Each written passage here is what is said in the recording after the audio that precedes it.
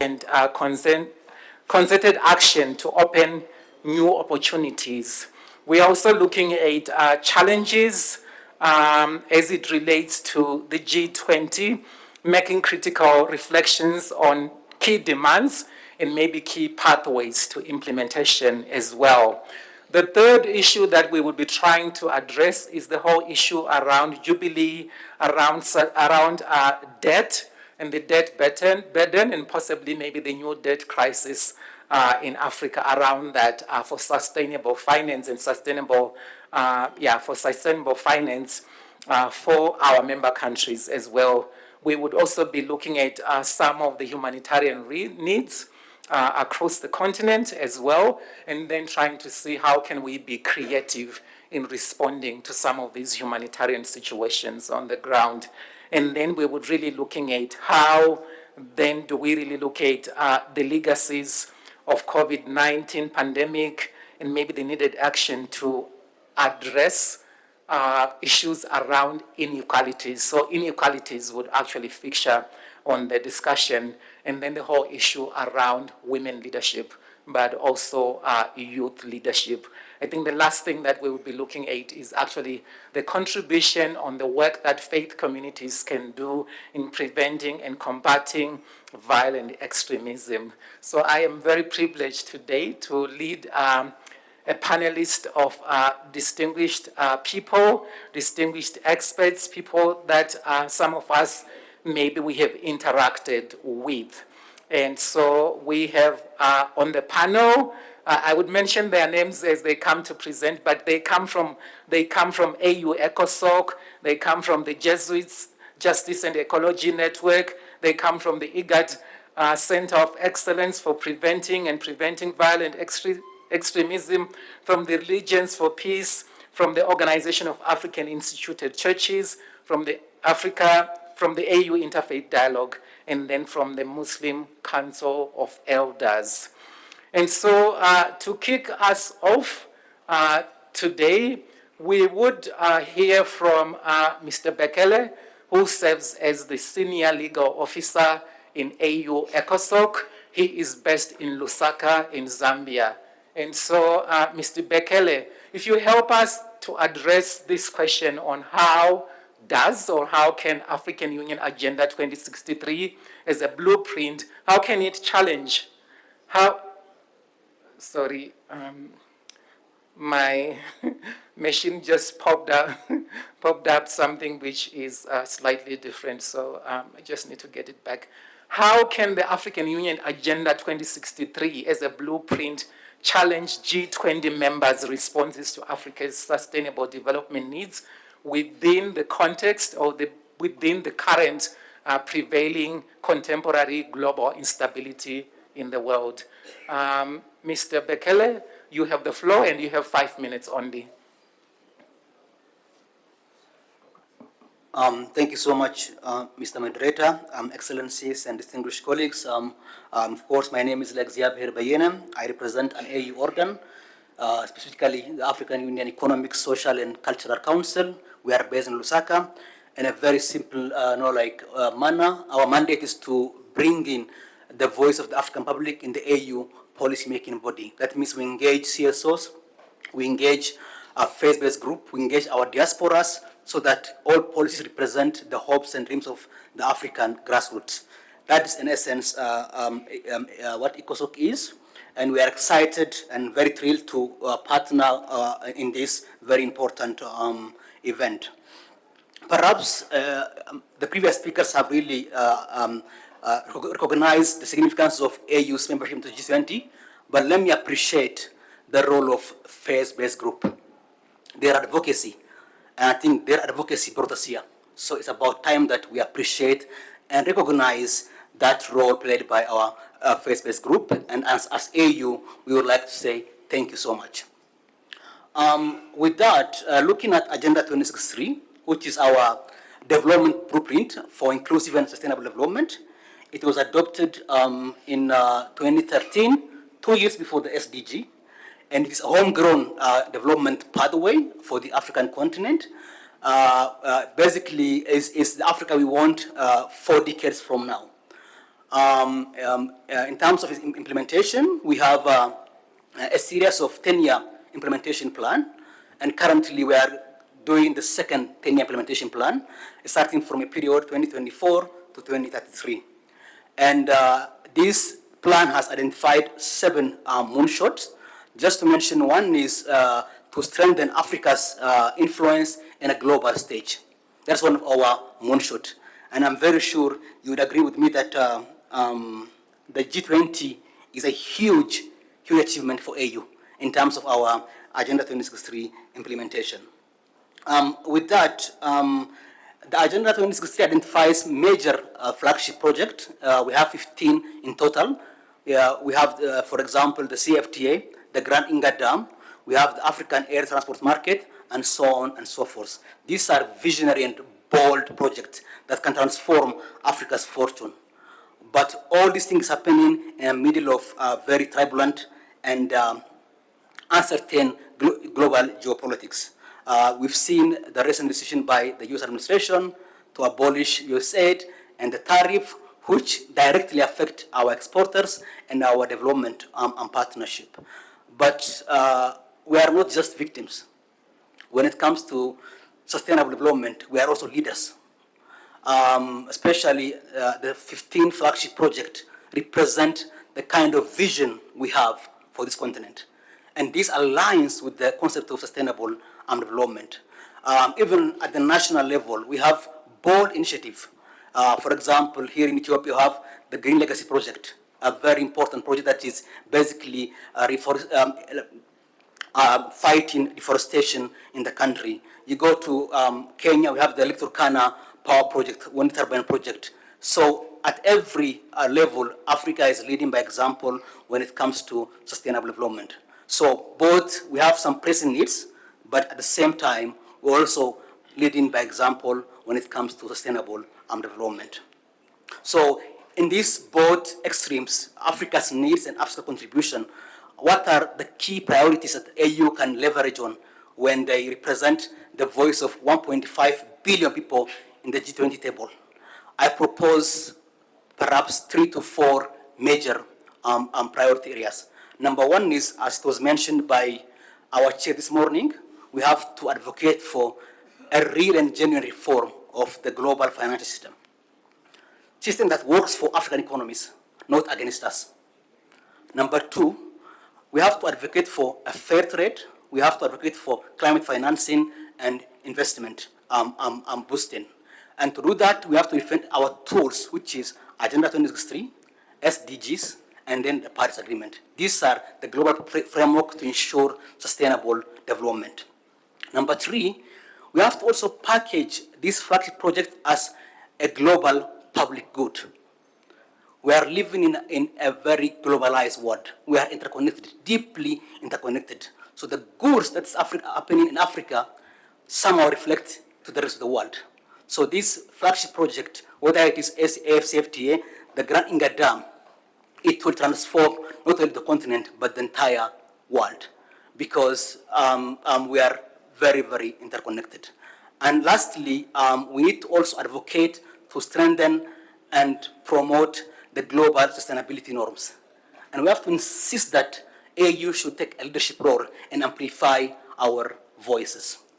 But in all this, also, we have to also acknowledge the role of CSOs and faith-based actors. They have brought us here because your advocacy is partly the reason why we are at the table of G20. And we want you to accompany us, for us to focus, for us to be grounded, for us to remain accountable as we represent the voice of the 1.4 billion people. So let me leave you perhaps with this conclusion. We are not outside anymore. We are inside. We are at the table. We are ready to lead.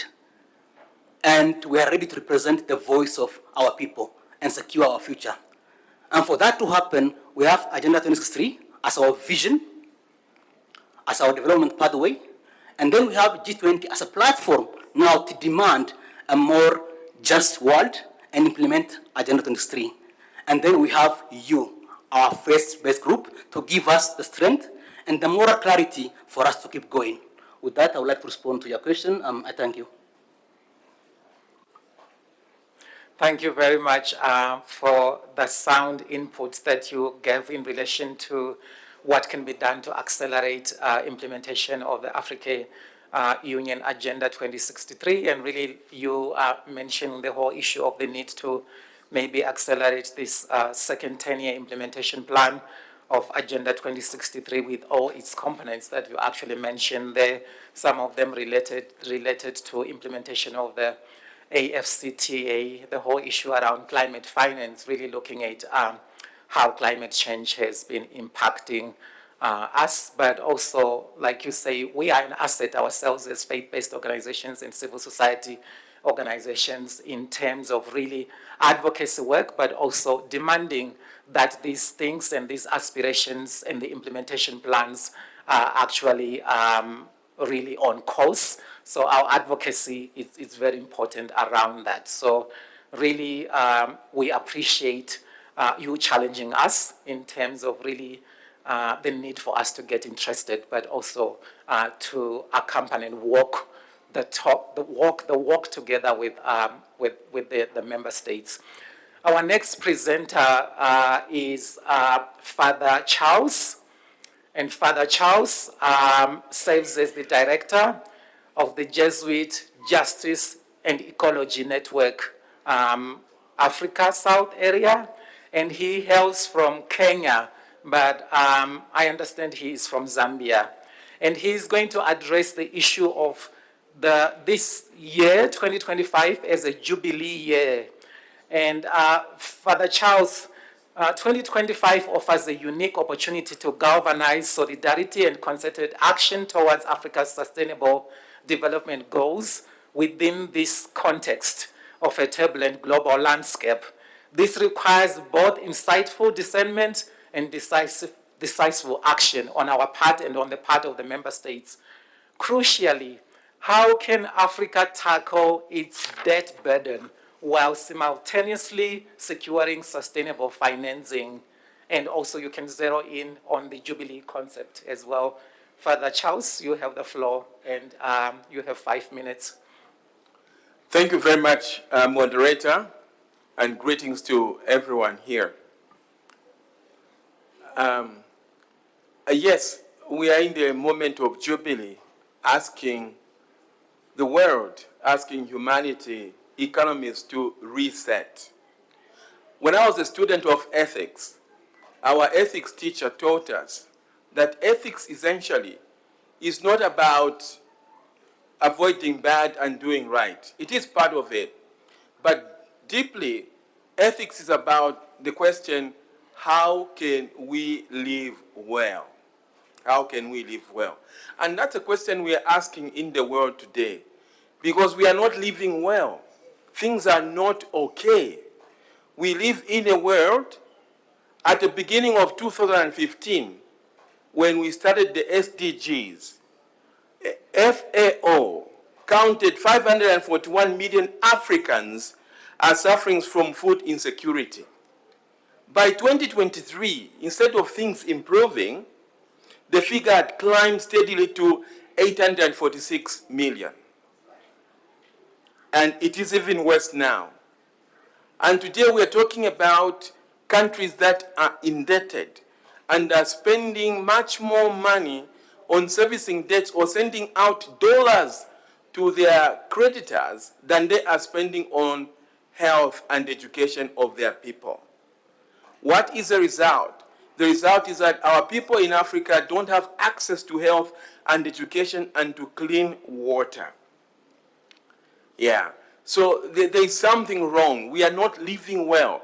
We are living in a world where if you take 50 people, 50 who can even fill this room, the richest billionaires of this world, the amount of money they have or income they have equals half of the world's bottom population. How can that be in a world where we are living well? Something wrong. Something wrong. And we are living in an economy, a global economy, where whether Africa likes it or not, it will have to borrow, whether they like it or not. because every year, instead of gaining money in taxes, tax revenue, Africa loses 90 billion that goes to the north, because the rules of the world allows business people to stash their profits and to report their profits and take the money outside Africa. That is why, whether we like it or not, we will borrow. So the economy is not okay, because this economy makes us constantly not gaining enough revenue, but constantly wanting more to borrow. And the result is what we see. Pope Francis always talks about an economy that gives life, is an economy that we should build. The current economy I'm describing is an economy where some people don't have access to water, don't have access to school, don't have access to education, don't have access to jobs. It's a wrong economy. That's an economy Pope Francis called an economy that kills. Just like in the Bible, we speak about, we say to human beings, don't kill. We should also say to an economy, don't kill. In other words, it needs to reset. It needs to run okay. And the beginning point to allow countries, humanity, human beings, societies to begin afresh. And that is why we're calling for debt cancellation, because the debts that the countries of Africa have now are unjust. And even when we needed money, when we didn't have money, when we needed money to get relief during COVID-19, imagine, when the IMF released 600 billion US dollars to give us relief, guess what? 100 billions of those 600 billion went to America alone. 20 billion went to the UK. Another 10 billion went to Japan. Only 32 or 33 billion went to 54 countries in Africa. Something very wrong. That's what needs to reset.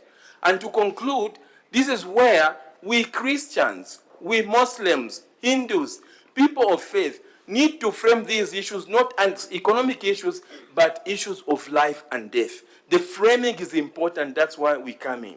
We need to go back and do what we did 20 years ago when we forced rich countries at Gleneagles to stop their meeting and say, let's do something about Africa, let's do something about the South, let's free them from debt. We need to put more pressure again like we did, and even do more pressure so that we can allow the world once again to reset. This is what Jubilee is all about. Thank you.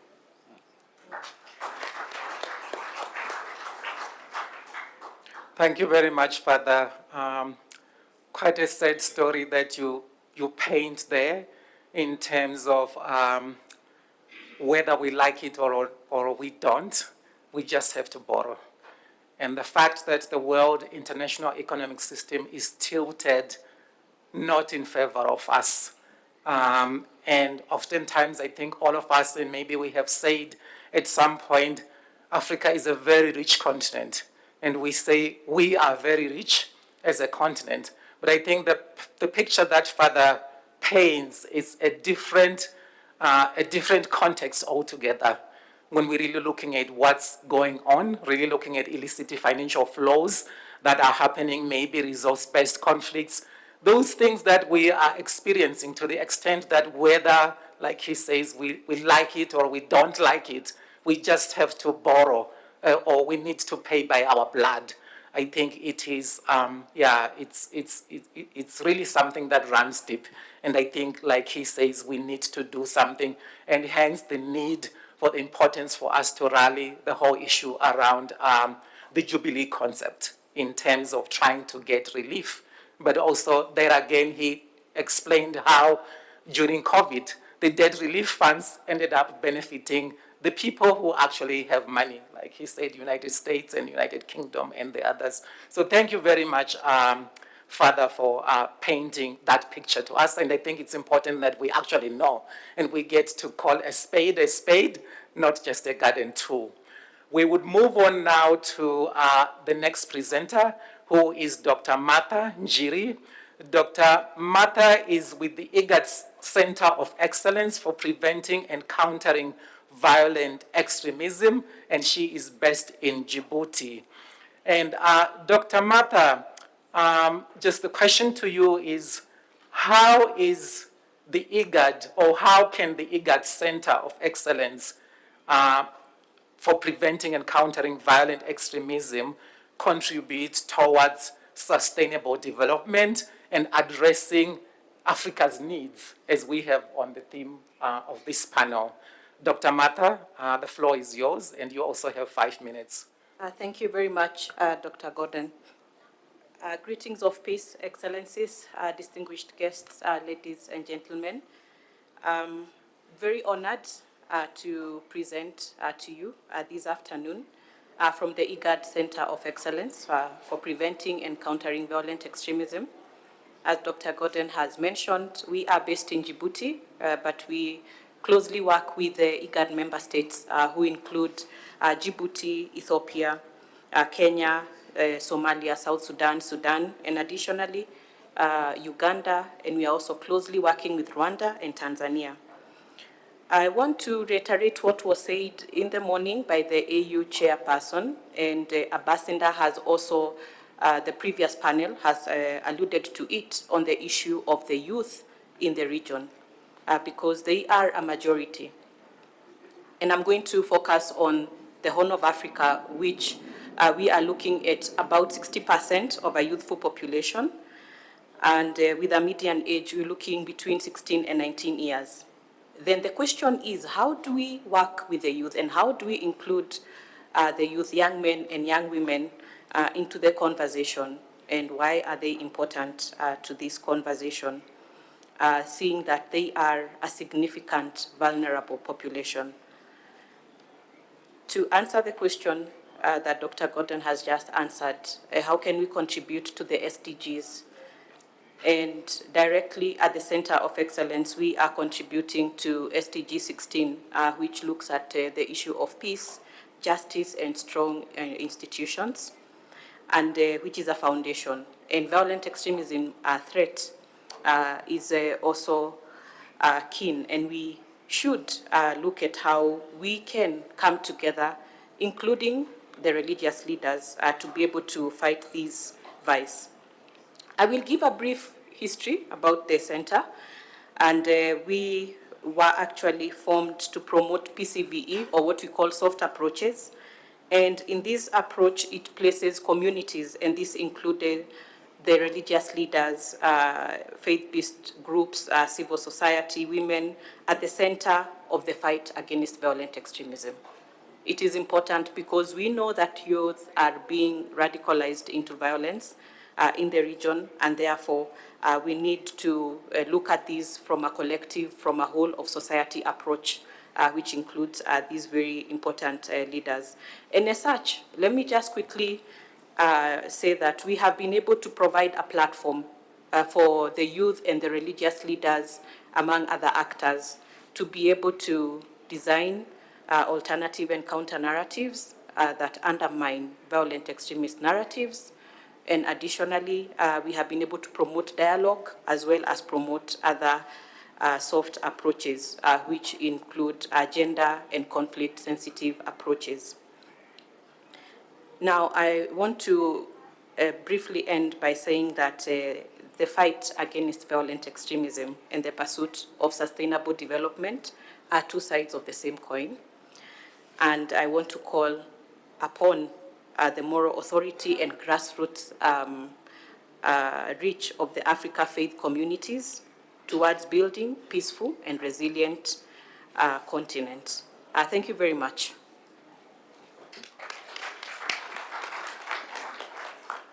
Thank you very much, Dr. Martha, for the role and the work that the Center of Excellence for Preventing and Countering Violent Extremism of IGAD is doing.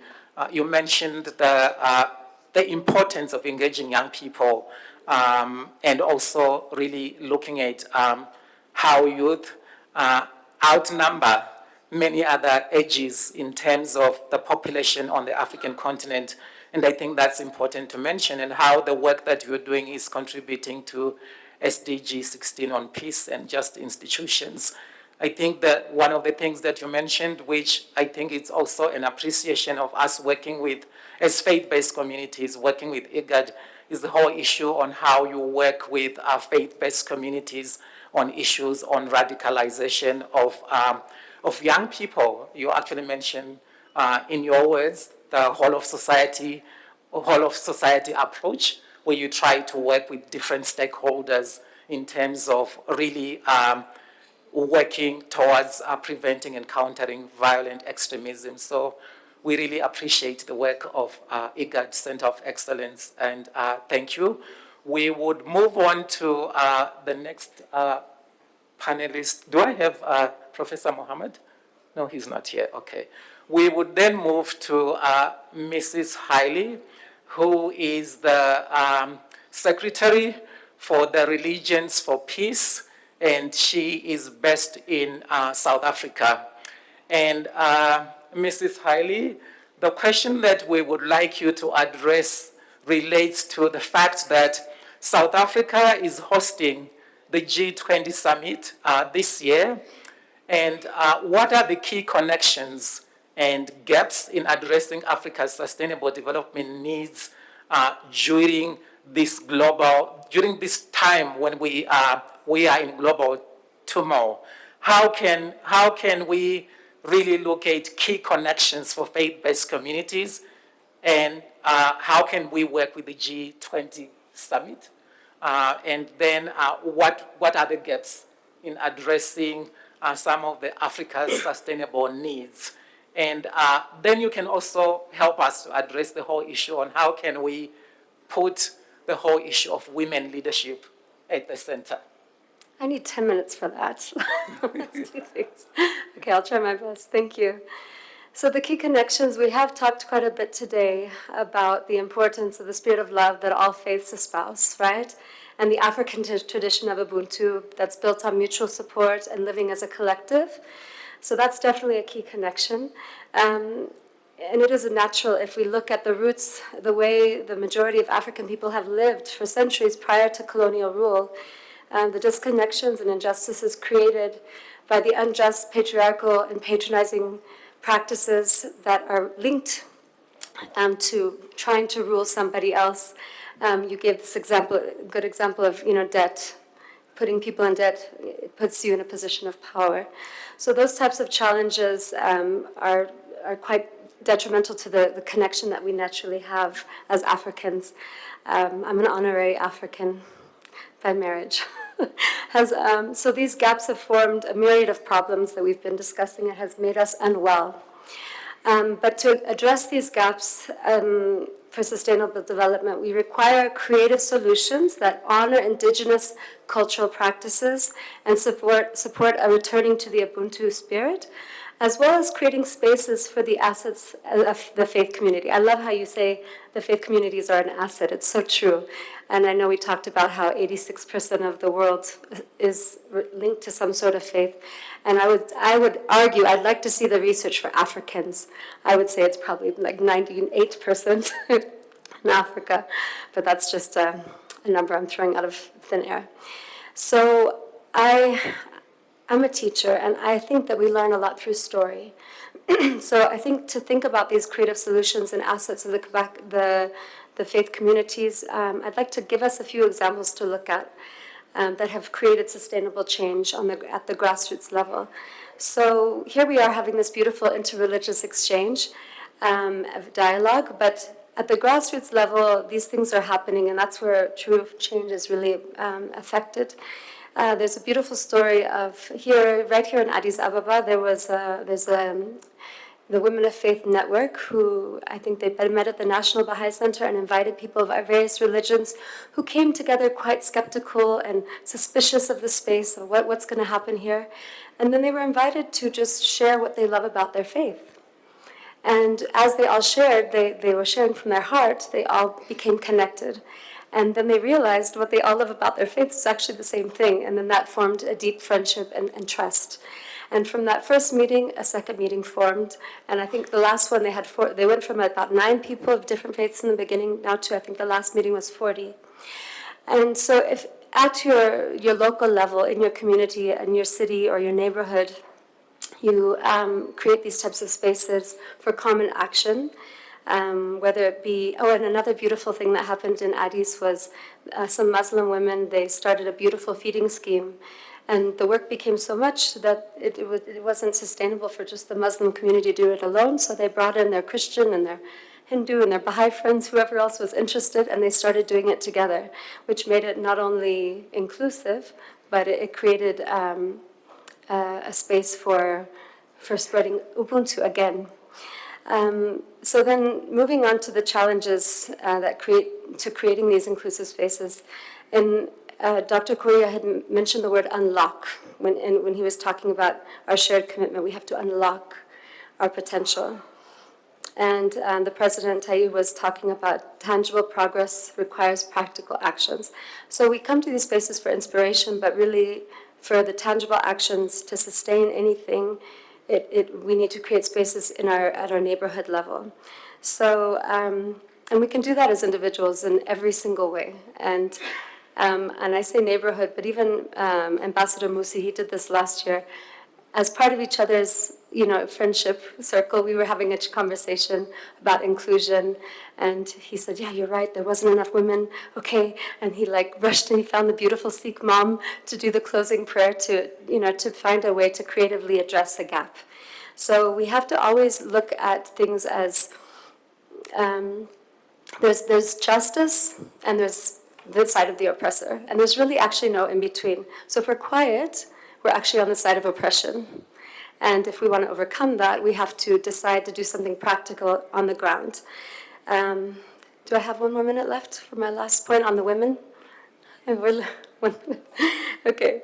So lastly, Mohammed Bar was talking about purity of heart earlier. And this virtue of purity it's a virtue. So all the virtues need to be increased if we are going to sustain and become well. And to accelerate this process, we need the qualities that women are strong in, such as compassion, gentle power, humility, and the spirit of service, as well as the pure motive to nurture. So if we want to get over this moral bankruptcy that is the unwellness that we're all experiencing, that has caused the corruption and prevented meeting the needs of all, we need to see ourselves as mutual support systems. And to end, if we just look at each other as the wings of one bird, that's my favorite Baha'i quote is about how women and men, they have to be in equal balance for the whole of humanity to fly. So our brothers in the room, it is your job, if you want to be not on the side of oppression, but on the side of justice, to figure out creative ways to uplift your sisters and bring them to the forefront with you. Thank you.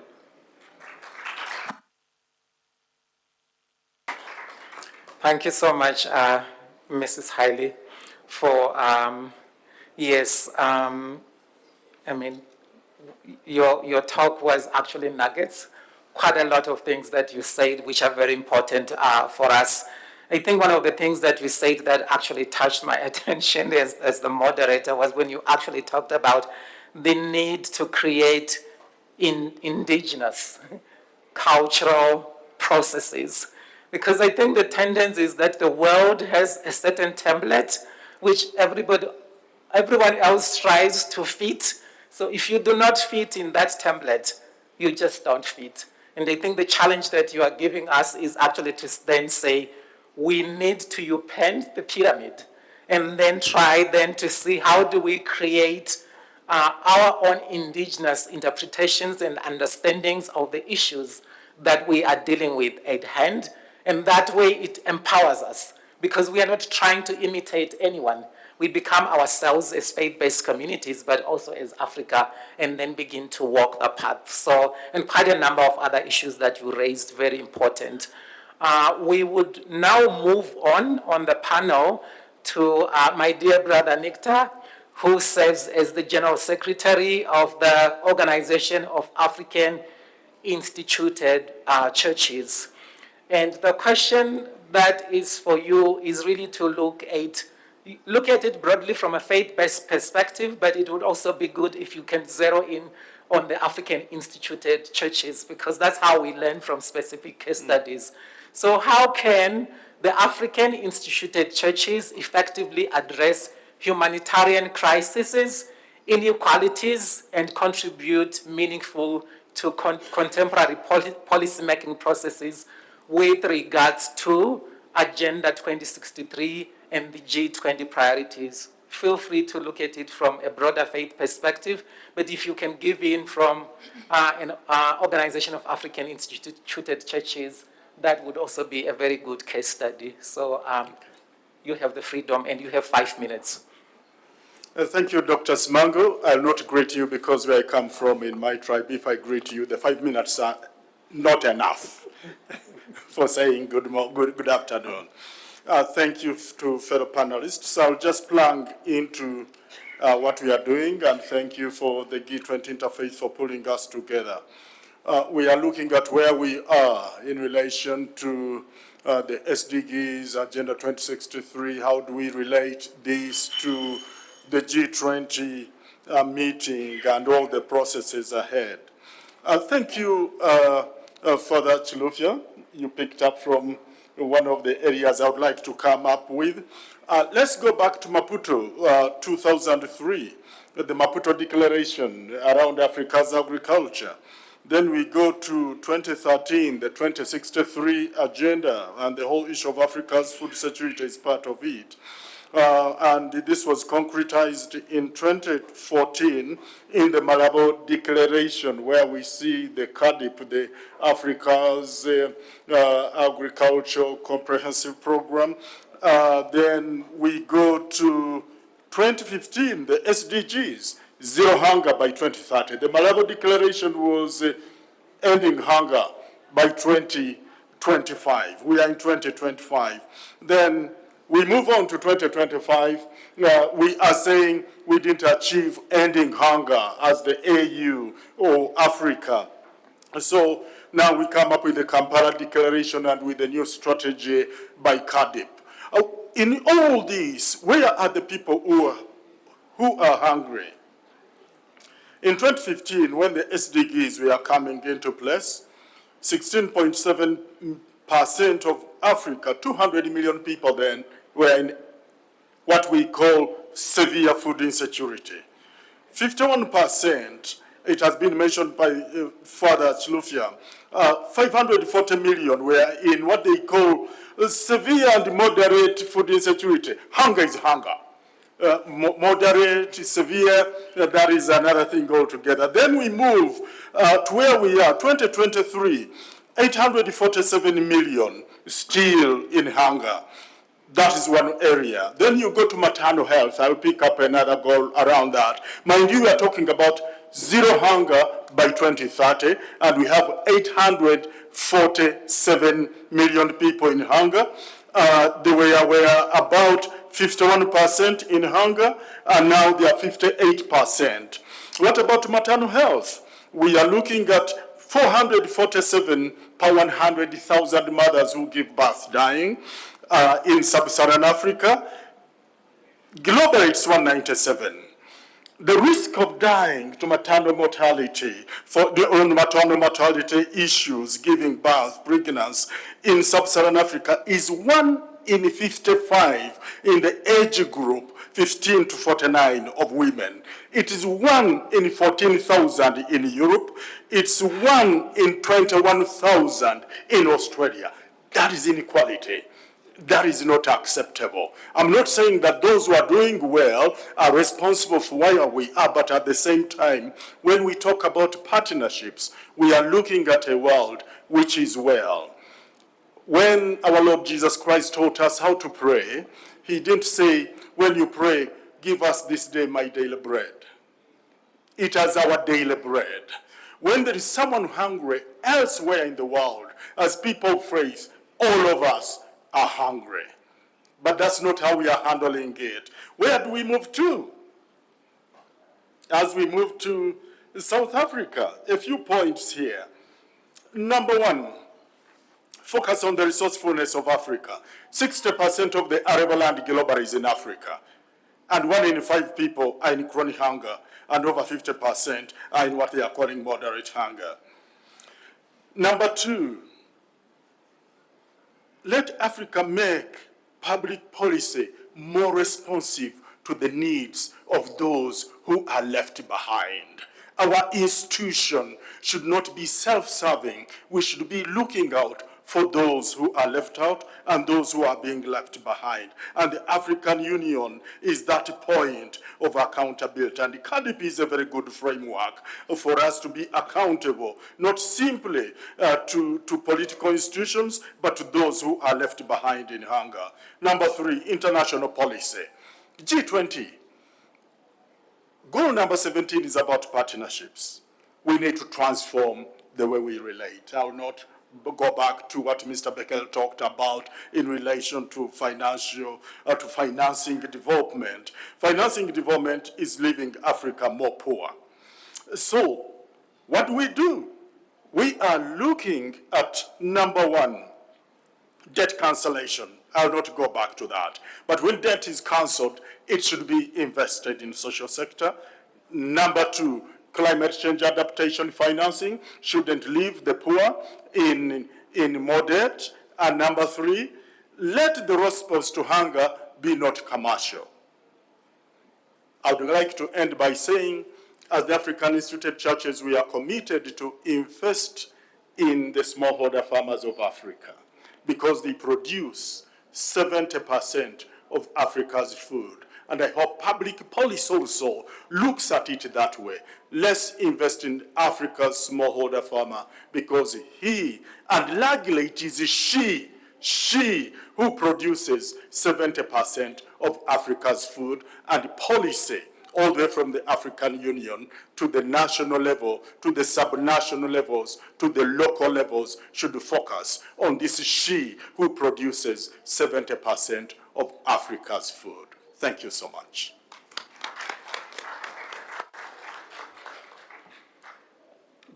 Thank you very much, my dear brother Nectar. And there again, the need for us to look at solutions from within and really trying to see where action is happening. Like your last statement there where you're saying that women are producing 70% of Africa's food. Food is being produced, but I think there is also a need, like you're saying, to look where things are happening and where action is happening, and then begin to discern on how we can begin to empower those spaces where action is happening.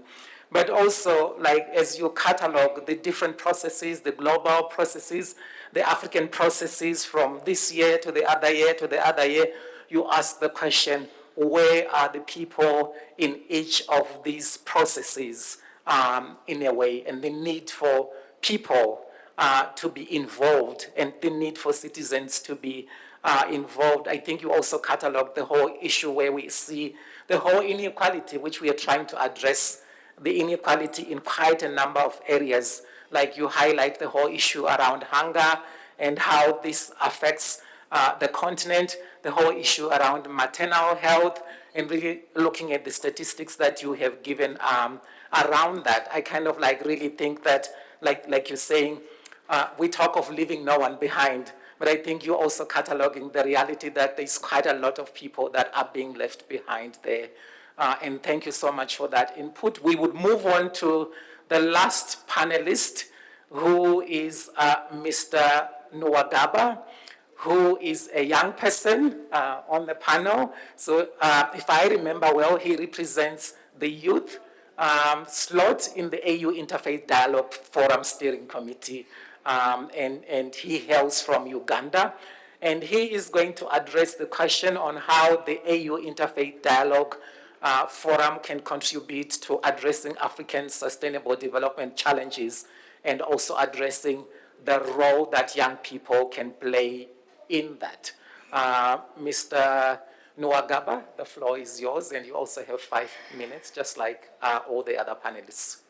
Thank you so much. I come from Uganda, and we are speakers, but I will definitely use 5 minutes as requested to see if I will answer all the questions. Thank you so much. Good evening, everyone. The IUIFDF, maybe to give a very small brief about what it is. It was created in 2016. The chairperson highlighted what it does. It's simply to contribute to peace, justice, and development on the African continent, harnessing the power of religion and bringing all these faith communities to contribute to the Africa that we want. And it's not just about bringing the faith communities to the African Union, but it's also taking the African Union closer to the communities. And they've been part of quite a number of initiatives on the continent in light of what they are mandated to do in northern Mozambique, training religious leaders in early warning and early response mechanisms. We've had a number of engagements with different actors and partners on climate justice and quite a number of other programs. I won't delve so much into that. From morning to this time, I think we've been talking so much about the role of religious leaders, and I think that's something that everyone right now is quite aware of, what religious leaders are supposed to do when it comes to the sustainable development goals. So when we come to such spaces, I think we also need to be brutally honest with ourselves, that while we speak about all these things that are amazing, we paint rosy pictures about what things are working, why are some of the challenges that we face persistent in our communities? Why do we still have human rights abuses in our own countries? Why do we have the problem in Eastern Congo persisting, and we wait for solutions to come from outside? Yet we say faith is so deep in our communities, and it plays an active role. I remember one time when we visited the East African Legislative Assembly on one of the peace missions with the AUIFDF. In the context of the Rwanda genocide, the speaker by then said that the absence of strong religious leadership is very costly. And when do we see that there is absence of strong leadership? It's when religious leaders and actors fail to help politics align with the needs and aspirations of the people in their communities. And it is something that we see quite often, where religious leaders bury their heads in the sand when problems are happening in their communities, when they want to sound politically correct about everything. We talk about climate change, we talk about, yes, we throw verses, but these verses don't go beyond our tongues. People don't take them in our hearts because they don't see how genuine we are. Corruption is persistent, and some of the actors are religious leaders. So the most important thing I think we need to also do is to also hold ourselves accountable. And we say, yes, we want to achieve A, B, C, and D. We say we want to involve young people, but young people are running away from the mosque. We say we are with the ground, but the ground is not with us. They are running away from the mosque, they are running away from the churches, we are just running after them because we can't even speak the languages they understand. So how will we involve them? How will we get people to change their hearts about sustainable development goals? If people have been arrested and some killed extrajudicially, and religious leaders can't help to address some of these challenges. So we can come here, talk about all these things, but I request that we also have a chance to measure our progress. Where things are going wrong, we should say things are going wrong. So which approaches should we use? Our religions teach us about ethics, teach us about very many things. We draw from our spiritual resources. Africa is very well endorsed with very well endowed with all these very beautiful values of Ubuntu. So how are we addressing some of the challenges using the Ubuntu, for example? So as we go into all these conversations about the G20 and Africa on the spotlight, we are members and everything. I think we also need to go when we are aware of our own challenges, aware of our own weaknesses, so that we address them head on and we also help our communities in the best possible way. Thank you so much.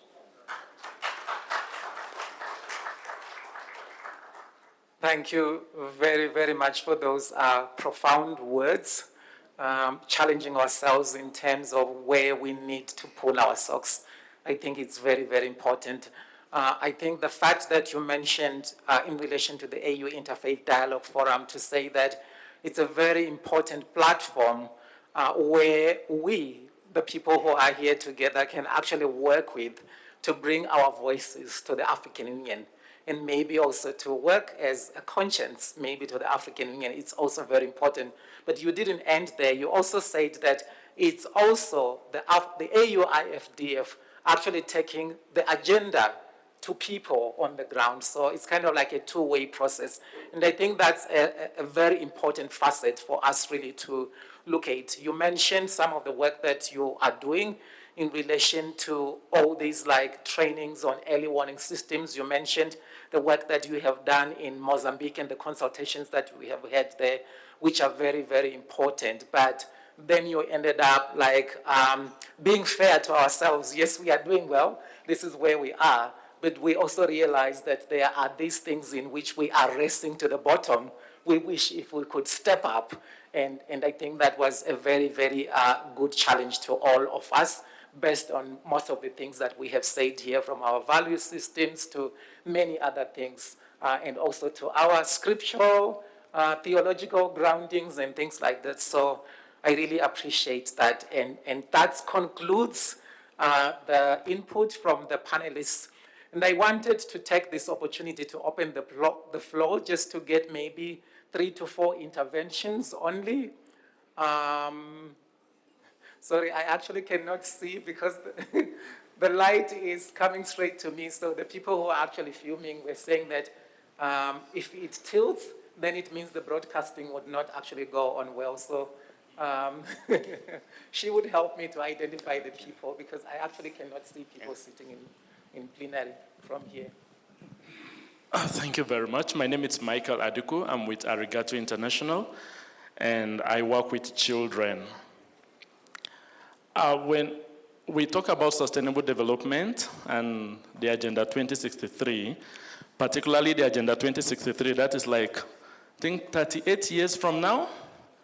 I know myself and this one will be dealing with retirement and our grandchildren. I'm not sure where the older ones will be. But there is a constituency that this actually is designed for. And I don't see them at this table. And I'm not sure I see them in this room, the children. Where are they? As we prepare for the G20 summit, the processes, what is the particular plan that each of your organizations have for children to be in the room, not on the menu that you will be talking about them? What is the plan? The children from Africa had what we call the Africa Children's Summit last month in South Africa with the Nelson Mandela Foundation in preparation for this G20. We have those children. I'm not asking you to identify them, but what is the plan? We can give you these children to be at the table, but what plan do you have to get them to this table? Thank you. Thank you very much. You can help me to rove the mic to the next person. Like I said, I also can see a hand in the far end, but I can't see people who are in the middle. Assalamu alaikum.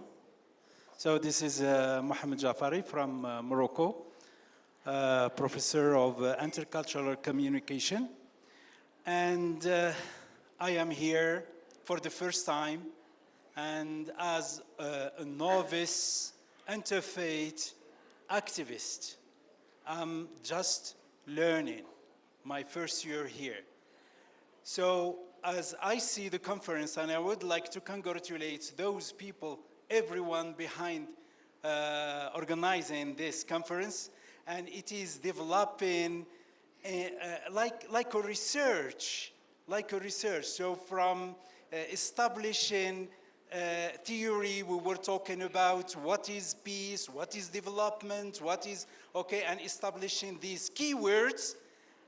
And now we come to asking questions. Tomorrow, surely we will go to recommendations and implications. So I would like to ask one question, as I work with young people at university and also high school. The same question as the moderator. He's preparing things for tomorrow. What is the place of young people? I was talking to them this morning, and we had established already WhatsApp group between Ethiopian young people and Moroccan under the title of the Golden Rule Day. We are already in action. So, and that's why I want the panelists to ask questions about them and suggest for next conferences to have a place for young people. And thank you.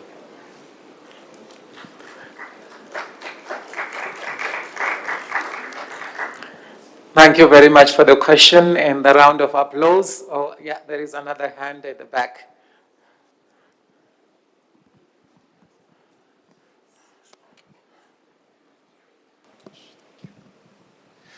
Thank you. My name is Tamaskan. I'm from World Vision. We also work with children.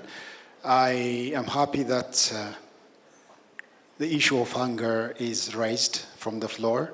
And it's also interesting that organizations and churches are here. And most of the development through the years in different countries, development is done through faith-based organizations. Early in the previous session, I think 40% of the development work is done in faith-based organizations. It has been evident that feeding children at school has been a big role or a big effort being done, contributing towards the cognitive development of children, and at the same time for reducing dropout rates in schools. And there are many faith-based organizations and churches, and I want to use this opportunity. If churches and these faith-based organizations can increase this momentum in their countries, it would be really practical. Children, they go to school, but if they are not fed, they cannot be able to learn well.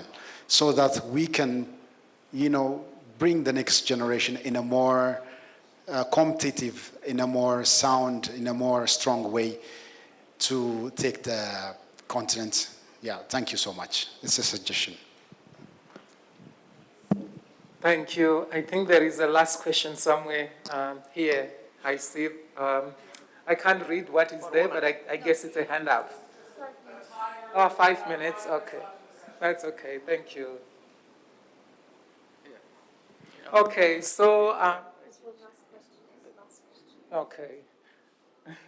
Like I said, the light is just coming straight into my face. So I hear there is a last question somewhere here. He's coming?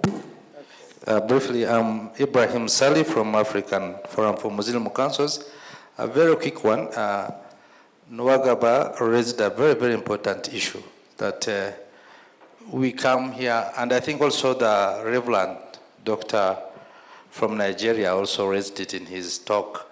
We meet in these conference rooms, we talk about all those very nice things. And the question is, why don't they have impact on ground? I think it's a very, very serious question. It may not be answered now, but we need really to reflect on it. Probably some of trying to think aloud, probably some of us, we masquerade and say we are religious leaders. I just wake up, put on this, put on the cape, and I come here. I talk on behalf of religious when I'm not a religious leader.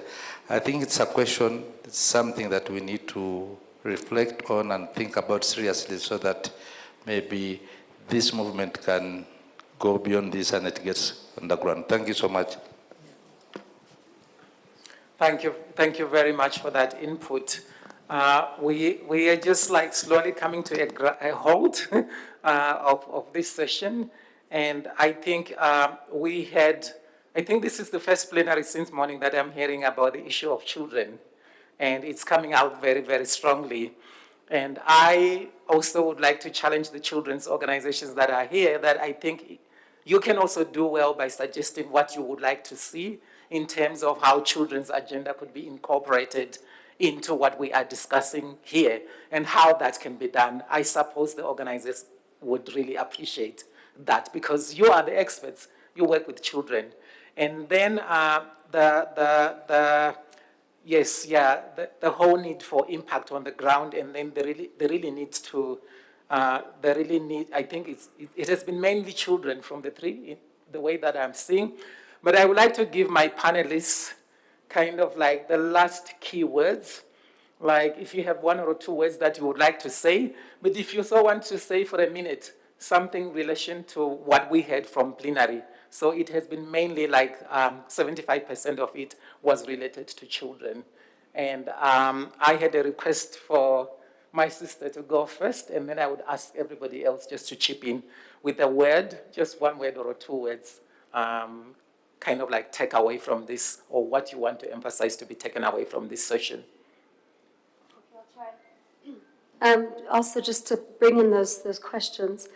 So these spaces are catalysts, it's energy spaces, right? So we speak these things like you said, but what's on the ground?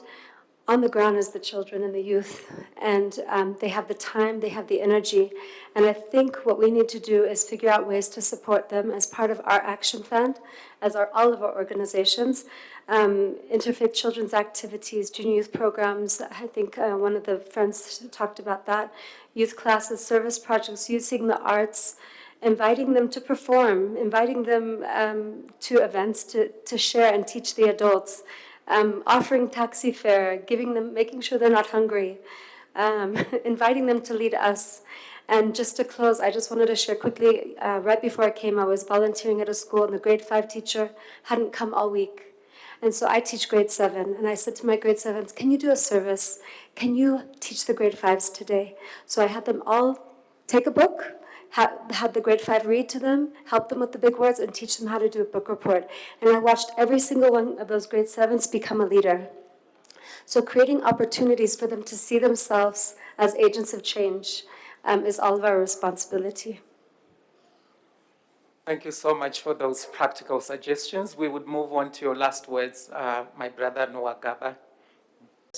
And of course, I acknowledge the progress that we've made, but still more needs to be done. Thank you so much. Thank you. Dr. Martha, key takeaways, one or two. Yeah, thank you. It is critical to engage and leverage on the moral authority that faith communities have, and these include religious leaders, but also be very intentional of including youth and women in the conversation towards peaceful, justice, and inclusive societies. Thank you. Thank you, Doctor. Thank you, Dr. Martha. We move on to Father James. Yeah, just thank you very much for those who made comments on children or questions about children. We in the Jesuit Justice and Ecology Network, I also work with Bakita Partnership for Education. We have put together a workshop at the G20, and that will bring to that workshop officials from the President's office and the Shepherds and all these people. And we have 3 issues. One issue is debt, the other one is climate finance, the third one is school lunch universal school lunch for all children in schools. And we have already approached the Mandela Foundation, as well as the one in Kenya. What is it called? Yeah. So anyway, they are being brought on board, and I think that's a very high-level place where they will have an opportunity to express themselves in regard to how we can promote school, but also end hunger, especially among children, because they are the most affected in Africa. Just a reassurance to you. Thank you. Thank you, Father Charles. We move on to dear brother Nikta. Thank you so much. Still on the issue of food. children and food in school. I think for the Organization of African Instituted Churches is food for every family. Food for every family, produced sustainably. With 60% of the world's arable land, we shouldn't be hungry. Let's start from a point of resourcefulness rather than from a point of despair. Hunger is not a natural occurrence. It's a result of human relations, maternal mortality, child mortality. These are not simply accidents. We are responsible as humanity for constructing the environments, the contexts, the factors that have produced this, and we are responsible for dismantling the foundations on which poverty, inequality, maternal mortality, hunger, child mortality are built. We in this room are part of humanity, and we are responsible through our faith structures, number one, through practice, investing. Let's not simply invest in cathedrals. Let's invest in farmers. Let's invest in children. Let's invest in health. Then number two, let's invest in engaging public policy. And I would like to say, let us participate in making public policy and institutions responsive. I'm not talking about simply policy in books. Africa is not short of policy. We shouldn't get to 2036 and we come up with another Cardiff. Repentance 4 times is not acceptable to people. It can be acceptable to God, but people will think that we are playing games with them. There should be a Cardiff of 2037 and beyond when we are talking about a world where hunger has been ended. And we are talking about other things. Thank you. It's possible. Thank you, Brother Naknita. We move on to Brother Bekele.